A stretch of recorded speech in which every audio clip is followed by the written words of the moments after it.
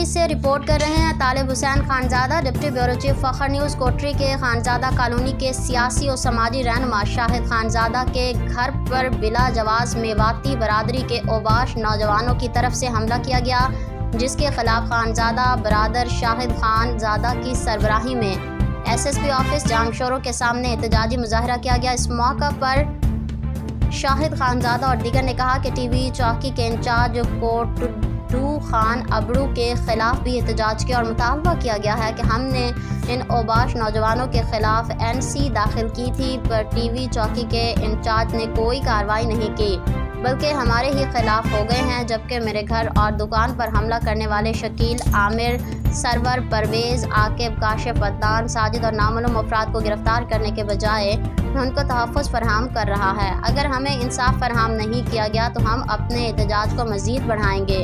हमारा SSP जामशोरों से मुतालबा है कि फौरी तौर पर इंसाफ फराहम करें और मेरी दुकान और घर पर हमला करने वालों को गिरफ्तार करें। मज़ीद अपडेट के लिए देखते रहिए फ़खर न्यूज़ HD।